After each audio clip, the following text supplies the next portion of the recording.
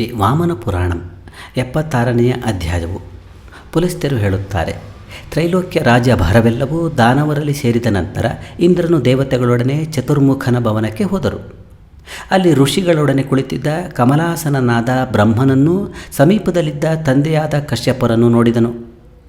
ಅನಂತರ ಇಂದ್ರನು ದೇವತೆಗಳೊಡನೆ ಬ್ರಹ್ಮನನ್ನು, ಕಶ್ಯಪರನ್ನು, ಅಲ್ಲಿದ್ದ ಋಷಿಗಳನ್ನು ತಲೆಬಾಗಿ ವಂದಿಸಿದನು. ಆಗ ದೇವತೆಗಳಿಂದೊಡಗೂಡಿ ಇಂದ್ರನು ಬ್ರಹ್ಮನನ್ನು ಕುರಿತು, ಎಲೆ ಪಿತಾಮಹನೇ, ಬಲಿಷ್ಠನಾದ ಬಲಿಯಿಂದ ನನ್ನ ರಾಜ್ಯವೆಲ್ಲ ಅಪಹೃತವಾಯಿತೆಂದು ವಿಜ್ಞಾಪಿಸಿದನು. ಆಗ ಬ್ರಹ್ಮನು, ಇಂದ್ರನೇ, ನೀನು ಮಾಡಿದ ಪಾಪಕ್ಕೆ ಇದು ಸರಿಯಾದ ಫಲ ಎಂದನು. ಇಂದ್ರನು, ಪ್ರಭುವೇ, ಅಂತಹ ದುಷ್ಕಾರ್ಯವನ್ನು ನಾನೇನು ಮಾಡಿರುವೆನು ಎಂದು ಪ್ರಶ್ನೆ ಮಾಡಲು, ನೀನು ದ್ವಿತೀಯ ಉದರದಲ್ಲಿದ್ದ ಗರ್ಭವನ್ನು ಬಹುವಾಗಿ ಕತ್ತರಿಸಿದುದರಿಂದ ಭ್ರೂಣ ಹತ್ಯೆಯೇ ನಿನ್ನಿಂದ ಮಾಡಲ್ಪಟ್ಟಿದೆ ಎಂದನು.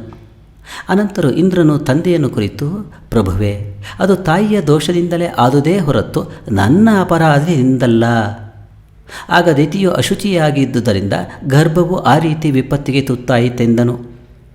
ಅನಂತರ ಕಶ್ಯಪನು, ಅದು ತಾಯಿಯ ದೋಷದಿಂದ ಆಯಿತೆಂಬುದಂತಿರಲಿ, ನೀನು ಪ್ರವೇಶಿಸಿ ವಜ್ರಾಯುಧದಿಂದ ಪ್ರಹರಿಸಿ ಅವರನ್ನು ದಾಸರನ್ನಾಗಿ ಮಾಡಿಕೊಂಡಿದ್ದುದರಿಂದ ಭ್ರೂಣಹತ್ಯೆಯು ನಿನಗೆ ತಪ್ಪಿದ್ದೇ ಅಲ್ಲವೆಂದನು. ಕಶ್ಯಪರ ಆ ಮಾತನ್ನು ಕೇಳಿ ಇಂದ್ರನು ಬ್ರಹ್ಮನನ್ನು ಕುರಿತು, ಪ್ರಭುವೇ, ಈ ಪಾಪಕ್ಕೆ ನಾಶಕವಾದ ಪ್ರಾಯಶ್ಚಿತ್ತವನ್ನು ಹೇಳು ಎಂದು ಕೇಳಲು, ಬ್ರಹ್ಮನು ವಸಿಷ್ಠ, ಕಶ್ಯಪ ಇವರೊಡನೆ ಕೂಡಿ ಇಂದ್ರನನ್ನು ಕುರಿತು ಎಲ್ಲ ಜಗತ್ತಿಗೂ, ವಿಶೇಷವಾಗಿ ಇಂದ್ರನಿಗೂ ಸಹ, ಶಂಖ ಚಕ್ರ ಗದಾಧಾರಿಯಾದ ಮಾಧವನೇ ಪುರುಷೋತ್ತಮನಾಗಿ ಪ್ರಭುವಾಗಿರುವನು, ಅವನಲ್ಲೇ ನೀನು ಶರಣಾಗತನಾಗು, ಅವನು ನಿನ್ನ ಅಭಿಮತವನ್ನೆಲ್ಲ ನಡೆಸಿಕೊಡುವನು ಎಂದು ಉತ್ತರವನ್ನಿತ್ತನು. ಇಂದ್ರನೂ ಸಹ ಗುರುಜನಗಳ ಈ ಮಾತನ್ನು ಕೇಳಿ, ಹಾಗಾದರೆ ಸ್ವಲ್ಪ ಕಾಲದಲ್ಲೇ ನನಗೆ ಪಾಪ ವಿಮೋಚನೆಯಿಂದ ಅಭ್ಯುದಯವೂ ಬಂದಂತೆಯೇ ಆಯಿತು ಎಂದನು. ಈ ರೀತಿ ಬ್ರಹ್ಮನಿಂದಲೂ, ಮರೀಚಿ ಪುತ್ರರಾದ ಕಾಶ್ಯಪರಿಂದಲೂ, ವಸಿಷ್ಠರಿಂದಲೂ ಹೇಳಲ್ಪಟ್ಟ ಇಂದ್ರನು ಅವರ ಮಾತಿನಂತೆ ವೇಗದಿಂದ ಭೂಮಿಯ ಬೆನ್ನಿನಂತಿರುವ ಒಂದು ಪುಣ್ಯಕ್ಷೇತ್ರಕ್ಕೆ ಹೊರಟನು. ಕಾಲಂಜರ ದೇಶಕ್ಕೆ ಉತ್ತರದಲ್ಲೂ, ಹಿಮವತ್ ಪರ್ವತಕ್ಕೆ ದಕ್ಷಿಣದಲ್ಲೂ, ಕುಶಸ್ಥಲಕ್ಕೆ ಪೂರ್ವದಲ್ಲೂ, ವಸುಪುರಕ್ಕೆ ಪಶ್ಚಿಮದಲ್ಲೂ ಇರುವ ಪುಣ್ಯಕ್ಷೇತ್ರಕ್ಕೆ ಹೋಗಿ ನಿಂತನು.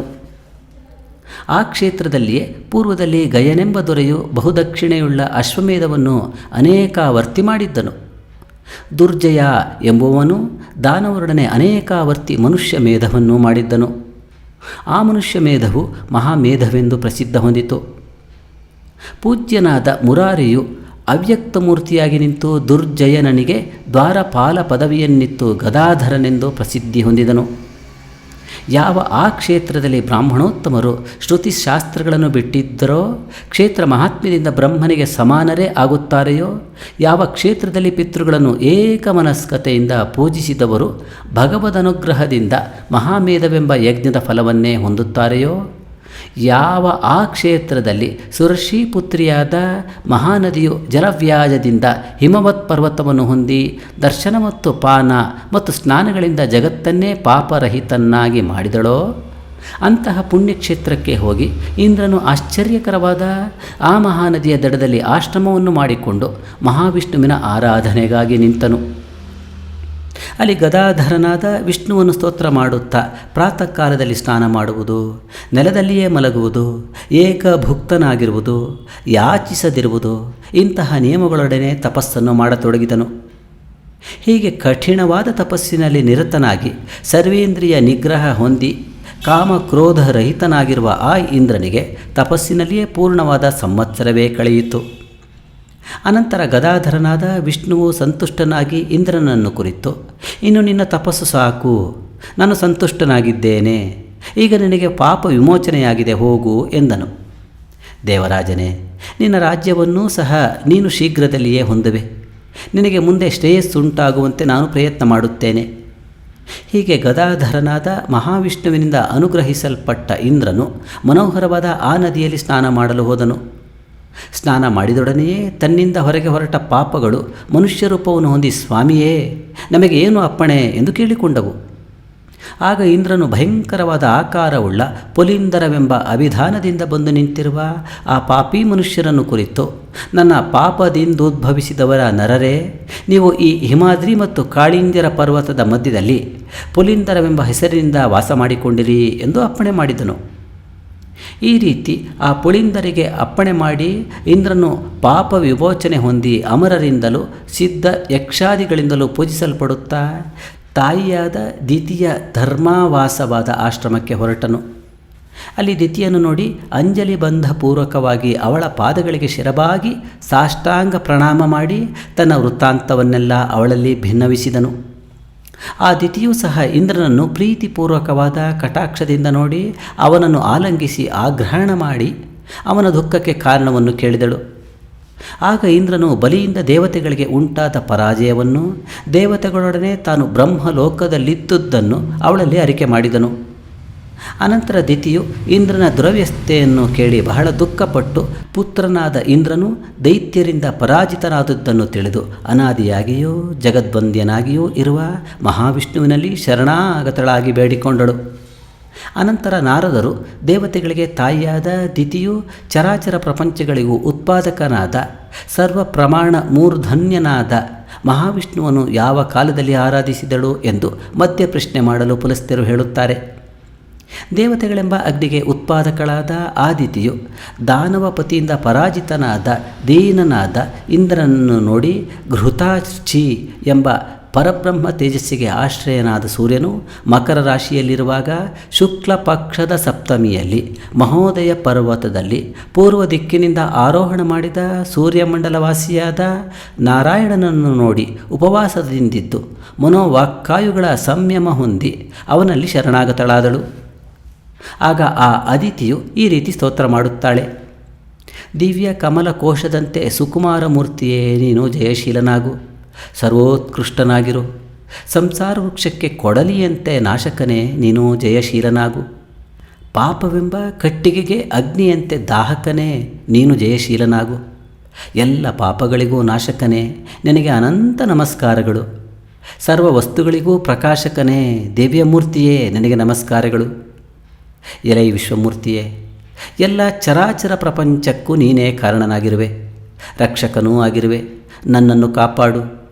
ಎಲೈ ಜಗನ್ನಾಥನೇ, ಜಗನ್ಮಯನಾಗಿಯೂ ಇಂದ್ರಾಂತರ್ಯಾಮಿಯಾಗಿಯೂ ನೀನು ಇದ್ದರೂ ಇಂದ್ರನು ತನ್ನ ರಾಜ್ಯ ಹಾನಿಯನ್ನು ಹೊಂದಿದ್ದಾನೆ, ಪರಾಜಯಕ್ಕೂ ಗುರಿಯಾಗಿದ್ದಾನೆ. ಆದುದರಿಂದ ಇಂದ್ರನ ರಾಜ್ಯ ಲಾಭವೆಂಬ ಫಲಕ್ಕಾಗಿ ನಾನು ನಿನ್ನಲ್ಲಿ ಶರಣಾಗತಳಾಗಿದ್ದೇನೆ.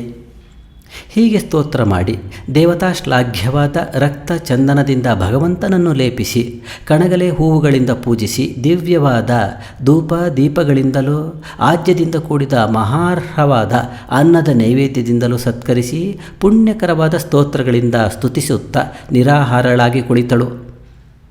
ಅನಂತರ ಎರಡನೆಯ ದಿವಸದಲ್ಲಿಯೂ ಪ್ರಣಾಮಾದಿಗಳನ್ನು ಮಾಡಿ ಸ್ನಾನ ಮಾಡಿ ಯಥಾವಿಧಿಯಾಗಿ ಭಗವಂತನನ್ನು ಪೂಜಿಸಿ ಬ್ರಾಹ್ಮಣರಿಗೆ ಎಳ್ಳು ಆಜ್ಯ ಇವನ್ನು ಸುವರ್ಣದೊಡನೆ ದಾನ ಮಾಡಿ ದೇವರ ಎದುರಿಗೆ ಶುಚಿಯಾಗಿ ಕುಳಿತಳು.